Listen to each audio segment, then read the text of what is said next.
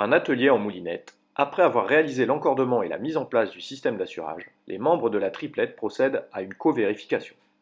Une fois celle-ci réalisée, les élèves le signalent à leur enseignant. La vérification finale peut intervenir. Une vérification visuelle et tactile du nœud d'encordement, du système d'assurage et du placement du contre-assureur.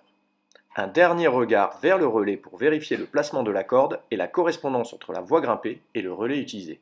L'escalade peut alors démarrer. Observons l'assurage de cet élève au ralenti. Cet assurage est réalisé en 5 temps distincts, sans jamais lâcher la corde de vie, et avec la main le plus souvent possible sous le système d'assurage. Premier temps, j'avale la corde, et je reprends le mou au deuxième temps. Troisième temps, je croise la main. Quatrième temps, je décroise, et je recommence les opérations. Il est possible de comparer l'assurage en moulinette à une partition de musique, et de demander la réalisation de celle-ci sans fausse note.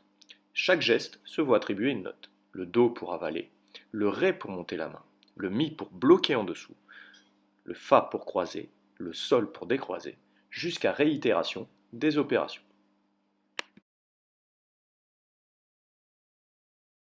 À vitesse réelle, nous voyons ici l'assurage réalisé, sans jamais lâcher la corde de vie, et avec la main le plus souvent possible sous le système d'assurage.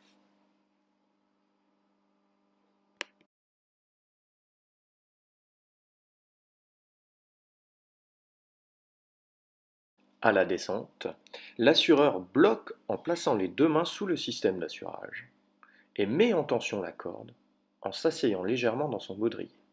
Le grimpeur communique et se lâche pour pouvoir descendre. L'assureur va réaliser sa technique en faisant coulisser la corde sous le système d'assurage.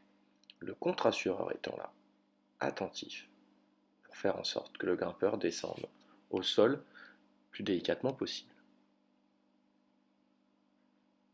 À vitesse réelle, nous revoyons cette opération et nous voyons la descente maîtrisée et contrôlée du grimpeur jusqu'au sol avec une attention du contre-assureur et de l'assureur.